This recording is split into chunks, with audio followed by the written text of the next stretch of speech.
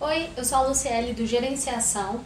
Hoje eu tenho um conteúdo diferente para vocês. Geralmente eu apresento muito o que é a teoria de processos. Hoje a gente vai fazer um exemplo na prática. Eu convidei a Lucélia para poder estar aqui com a gente e eu vou ter a oportunidade de mostrar para vocês como é mapear um processo. Olá, eu sou a Lucélia, eu trabalho em um órgão público, trabalho numa coordenação de documentação. Eu sou arquivista. Nessa coordenação a gente cuida de um sistema de documentos, onde todos os documentos do órgão são produzidos e tramitados. Também cuido da parte de arquivamento, de papéis mesmo, documentos físicos, protocolo, arquivo, toda a área relacionada à documentação. Então vamos lá, como que essa história toda desse vídeo começou? A Lucélia me procurou perguntando sobre qual era a diferença de atividade para processo. E aí a primeira coisa que eu precisava saber é qual era o objetivo dela para fazer esse trabalho. Então, qual é o seu objetivo com essa organização? Sim, como eu falei, sou arquivista. Chegou uma demanda para mim para fazer um mapeamento das atividades da minha unidade. E aí eu chamei a equipe e pedi, vamos listar o que cada um faz pra gente fazer esse levantamento. Então a gente começou a listar. Porém, chegou um momento que eu não sabia se eu tinha, a que nível que eu tinha que listar de atividade, se eu tinha que listar a mínima atividade para eu chegar em um produto final, ou se eu tinha que só estabelecer processos grandes. E a pergunta não foi essa, mas aí eu vou responder a pergunta agora. Que é, pra que surgiu essa necessidade? O meu órgão está com teletrabalho por conta da pandemia, do coronavírus, então a grande maioria dos servidores estão trabalhando de casa. E aí surgiu a necessidade de listar as atividades de cada um para que o órgão tivesse uma métrica de produtividade. Então, para eu chegar nessa métrica, é necessário que inicialmente faça um mapeamento das atividades para que eu veja quanto tempo gasta em cada uma, para eu chegar em uma métrica de produtividade. Então, essa é a necessidade. Tá, então vamos lá. Você precisa fazer uma definição das atividades do pessoal. Só que primeiro você tem que voltar um pouquinho mais acima. Quais são os principais temas que no teu setor são trabalhados? Então vamos escrevê-los. Protocolo, toda a área de protocolo. Protocolo. Arquivo. E o sistema de documentos. E fora a parte de gerenciar a coordenação. Que aí são várias atividades envolvidas. Mas acho que pode estabelecer como gerenciar, num conceito mais amplo. Tá, então olha só. Definindo esses temas que tem dentro da tua área, o que você tem aqui? Macroprocessos. O que isso significa? Dentro de cada tema desse, você tem atividades distintas. Então, dentro do protocolo, eu imagino que tem uma série de outras listas de grupos de atividades, sim. Dentro de arquivo, também. Sei lá, você pode dar um exemplo? Como funciona? Transferência de documentos para o arquivo. A gente tem um cronograma anual. Então, tem datas pré-definidas para as áreas transferirem a documentação que eles não usam mais. Então, a gente chama de transferência esse processo. Além da transferência, tem o desarquivamento, que é quando a unidade necessita resgatar um documento que foi arquivado. Então, já dá para perceber que tem um grupo maior e um grupo menor. Então, só para poder ficar claro como que funciona processo e macroprocesso. Então, aqui, eu vou pôr o desarquivamento.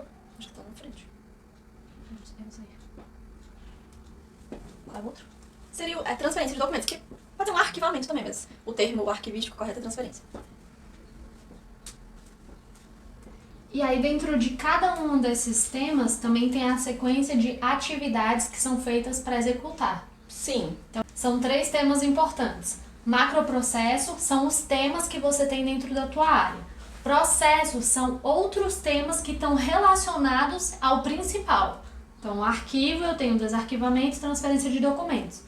E a atividade é o nível menor, que aí você pode variar de atividade detalhada, cada detalhe mesmo que é feito durante o desenvolvimento de uma pessoa que a pessoa está trabalhando, ou não, você pode colocar um pouco mais genérico. Geralmente, quando é detalhado no mínimo mesmo, no mínimo grão que chama, é para sistematizar. Se eu quiser sistematizar um processo, daí eu desço no mínimo grão, que a pessoa vai, sei lá, vou dar um exemplo tosco, pegar a caneta e assinar o nome nesse nível para sistematizar. Por quê? Porque o cara de TI precisa de todas as informações. Então vamos lá, eu queria, Lucélia, que você escolhesse um desses macroprocessos, que a gente vai escolher dentre eles um processo para fazer o mapeamento. Pode ser no sistema, que normalmente é a nossa maior atividade.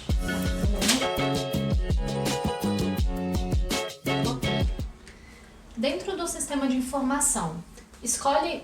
Acho que é legal você elencar quais são os processos que tem dentro, quais são os grupos de atividades feitos relacionados ao sistema. Tá. Acho que o principal é atendimento ao usuário. O atendimento ao usuário, acho que eu posso colocar como uma coisa bem ampla. Porque dentro do atendimento ao usuário eu tenho dúvidas, a gente tira dúvidas, ensina a utilizar o sistema, orienta mesmo. Você clica aqui, assina ali, o máximo de orientações a gente dá. Até, o usuário mudou de um setor para o outro, então eu preciso alterar a lotação dele no sistema. Um usuário acabou de entrar no órgão, eu preciso incluir no sistema. Então, você pode ver que, na verdade, esse aqui, talvez, ele tenha 3 níveis. Ele seja um macroprocesso, que tem um grande processo, mas dentro dele tem mais processos. Sim. São 3 níveis de processo. Então tem muito mais outras coisas. Por exemplo, esse sistema ele tem modelos de documentos que são pré-definidos. Então, as áreas, às vezes, solicitam que a gente inclua o modelo de documento no sistema. Normalmente, formulários. A área publicou uma portaria que estabeleceu a utilização de um formulário. Então, eles mandam um modelo pra gente do formulário, a gente inclui no sistema. Que mais? Inclui cargo, por exemplo. Para a pessoa assinar nesse sistema, ela precisa colocar o cargo dela. No meu caso, eu sou arquivista. Então, no momento que eu assino, eu tenho que colocar o meu login, né, o meu nome, e a minha senha e o meu cargo. Então, normalmente a gente cadastra cargo. E fora algumas funções que são exclusivas de quem tem o perfil de administrador do sistema, que também somos nós. Então, também são atividades que ficam restritas à minha coordenação. Aí são processos restritos à sua coordenação, as atividades são o menor. Tenta fixar isso na cabeça, que aí você consegue segregar bem o que é um processo do que é uma atividade. Então, seria uma atividade, então eu que citei errado. Tem atividades dentro desse sistema que só quem tem o perfil de administrador consegue fazer. Entendi. Tá, então escolhe um processo que a gente consiga fazer o mapeamento dele. O que a gente vai fazer aqui? Eu vou precisar que você tenha clareza de qual é a atividade inicial e a atividade final desse processo. Não pode ser o atendimento ao usuário? Pode ser. Pode ser? Só que o atendimento ao usuário tem 1 milhão de atividades. Escolhe uma. Pode ser criação de perfil. Então tá, ó. Criação de perfil. Para você mapear qualquer processo, a primeira coisa que você tem que fazer, atividade inicial, atividade final, para qualquer processo da vida. Então, qual é a atividade inicial para eu criar um perfil nesse sistema?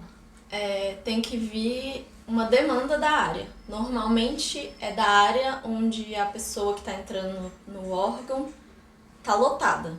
Então, vamos supor que é uma área de RH. Então, o RH tem que mandar pra gente um formulário pedindo a criação do perfil. Então, a gente é demandado. Tá. A principal diferença entre uma atividade e um processo é que a atividade é uma ação, você gera uma ação. Então, sempre que você vai escrever uma atividade, você tem que iniciar ela com um verbo. Então, receber o formulário. Então, vamos lá. Vou colocar aí, atividade inicial. Receber formulário. Essa atividade vai startar o processo. Então, a partir de agora, tudo que fizer aqui no meio vão ser atividades internas que você está processando de alguma forma para poder gerar um produto. O seu produto final, provavelmente, é a criação do perfil criado. Isso. Qual é a última atividade que vocês fazem nesse processo? Informar que o perfil está criado. Então, a atividade final é informar .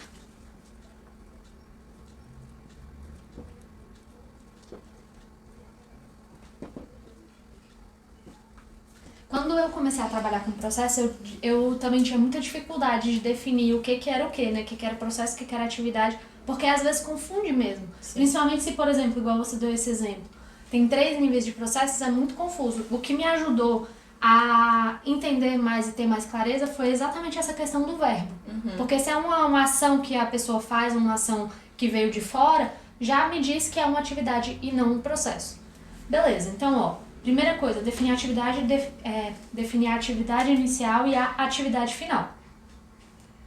Daí, ó, o que acontece nesse meio? Eu não vou escrever tudo não, porque meu quadro ainda é pequeno, mas vamos conversando sobre como acontece esse processo. A gente vai fazer um mapeamento meio que sem escrever, mas pelo menos para deixar claro como que funciona. Tá. Então tá, eu recebi o formulário. Sim.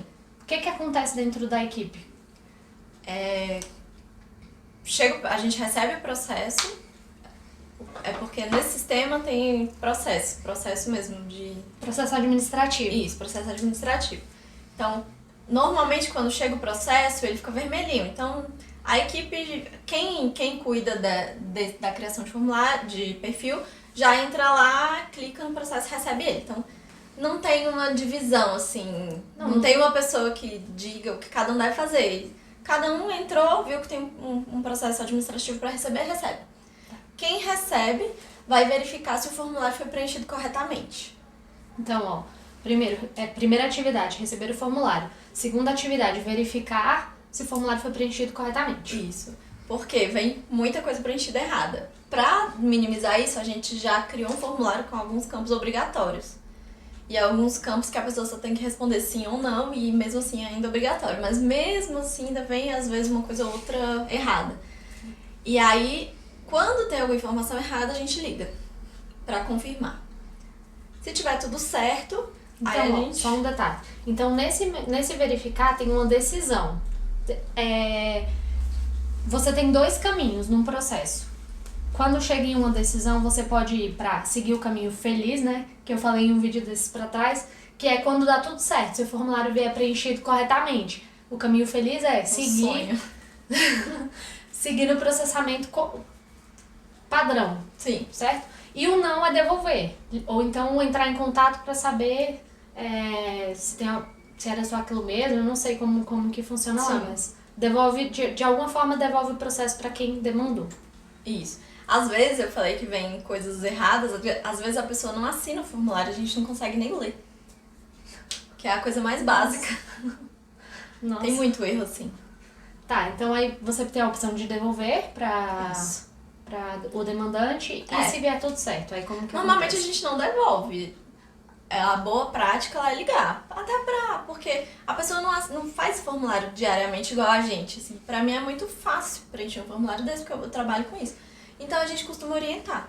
Liga lá e fala, faltou arrumar isso aqui, tem como corrigir. Mas aí a pessoa tem acesso mesmo que você não devolva? Ela consegue acessar o documento de onde ela tá? Ela consegue reabrir lá e corrigir. Às vezes exclui o que estava errado, inclui outro. Isso aí também é legal, porque você diminui a burocracia, né? Isso. Porque devolver faria o quê? Faria o documento andar de novo, voltar para a área demandante para depois ele chegar em você de novo. Então isso aí também é legal, isso aí é uma otimização de processo. Lá a gente tenta ao máximo ajudar o usuário final. Tá. Então, ok, ligou, corrigiu o formulário, tá tudo certo, aí o que acontece? Aí a gente vai criar o perfil mesmo no sistema, que é simples. Eu coloco o nome da pessoa, informo o login, que é o login que ela loga no computador, e coloco a área onde ela vai ter acesso. Isso aí então é o produto de vocês. A criação do perfil. Isso. Legal. E aí, depois que cria... Aí depois que tá criado, a gente informa que tá criado. Informa pra unidade. Aí chegou na atividade final. Isso. Então, olha só. São algumas coisas que vocês têm que prestar atenção quando tá desenhando um processo. Atividade inicial e final é básico. E decisão. E aí tem uma simbologia para decisão que facilita a vida também. Porque quando a gente vai desenhar um fluxograma, um processo mesmo, às vezes a pessoa escreve em sequência como que acontece. Quando for uma atividade de decisão, coloca esse símbolo aqui, ó, um losango. Ele indica que é uma decisão. O que vai acontecer aqui? Se eu estou conferindo, eu não anotei, se eu estou conferindo o formulário, então eu tenho 2 opções. A opção do sim, tá ok. Vou pôr aqui, ó. ok, ou do não, não está ok.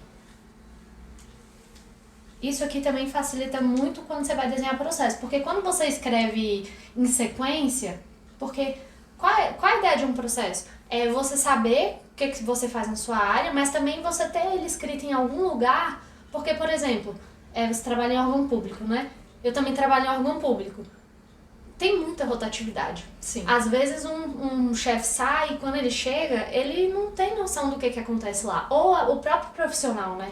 Tem órgão público que tem muito profissional que roda bastante. Na minha área, tem muita rotatividade. Então, quando a pessoa chega e ela lê um processo escrito com as atividades em sequência, o que dá a impressão? Que, vou usar o exemplo que a Lucélia deu, que depois de conferir o formulário, eu tenho que ligar para a pessoa independente se está certo ou errado, para depois conseguir fazer o cadastro, né? O cadastro do perfil, criar o perfil. Então, usa isso aqui, ó, usa a simbologia de decisão quando for escrever, que fica mais visual. Entendi. Facilita bastante. Eu tinha colocado tudo em sequência. Mas quando eu fiz o levantamento, eu não listei, assim. Por exemplo, eu coloquei criação de perfil, só isso. Ah, então deixa eu aproveitar e dar outra dica. Quando a gente vai desenhar processo, é diferente de desenhar atividades. Todos os processos que você tem lá na sua área, eles acontecem ao mesmo tempo? É atemporal ou tipo tem um que depende do outro? Depende. Como assim depende? Por exemplo, a alteração de um perfil. Eu só posso fazer se o perfil já existe. Então, a criação teve que ocorrer antes. Tá. A exclusão de um perfil também. Eu só posso excluir quem já foi criado. Pensa no grupo de macroprocessos. Independem? Protocolo é... Não. O protocolo, ele trabalha também com o mesmo sistema. A parte de arquivo também trabalha com o mesmo sistema de documentos. Tá, então olha só. Quando vocês forem desenhar processo, o que você vai fazer?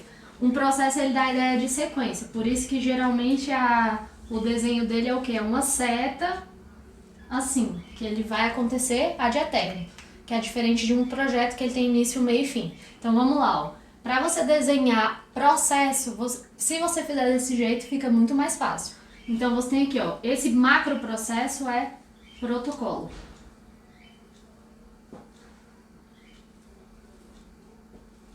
Esse macroprocesso é o sistema.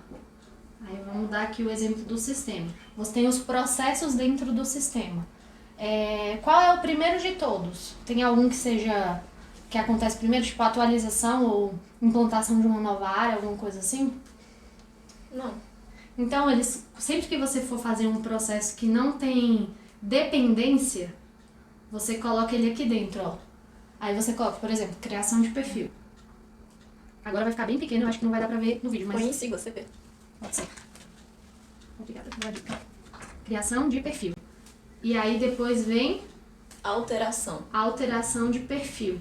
Por quê? Porque quando você faz o desenho, você vê a sua unidade como um todo, você vai ter a oportunidade de ver tudo que acontece lá dentro em formato de processos. E o que depende do que, para uma pessoa que está chegando agora, por exemplo, se fosse para mim e você tivesse esse desenho, eu conseguiria entender o que acontece lá dentro, entendeu? E aí, quando você for desenhar a atividade, aí você faz num documento mesmo. Então, para criação de perfil, cria um documento que lista a sequência de atividades e quando for uma decisão, você pode colocar o símbolozinho de o losango. Entendi. Basicamente, isso aqui resume toda a sua área. Se eu for colocando os outros processos, por exemplo, atualização do sistema... Vou bater, não vou ter atenciosamente. Mas... Atualização do sistema, por exemplo, gerenciamento do sistema, imagino que seja outro, que é feito, né, o gerenciamento do sistema. Então, olha só, a criação do perfil, a atualização do sistema e o gerenciamento do sistema, talvez eles sejam independentes um do outro. Então, eu coloco desse jeito, na mesma linha, sabe? Aqui, ó, eles iniciam independente do de cima. Mas se eu coloco aqui na linha de frente, aí não, eles têm uma relação de dependência. E também tem pessoas, quando fazem uma arquitetura isso aqui chama arquitetura de processo. Se você quiser usar ainda mais a técnica de gerenciamento de processo, você pode fazer um alinhamento com a estratégia do seu órgão, então, ou da sua empresa. Às vezes você tem lá melhorar a sistematização os sistemas de documentação.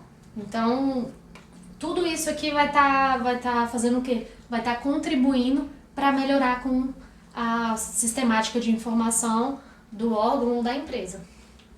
Certo. Então, basicamente é isso. Muito obrigada, Lucélia, pela participação. Obrigada, ficou mais claro na minha mente. Ficou... Que bom, eu espero que tenha ajudado. Se precisar de ajuda para desenhar, Todos.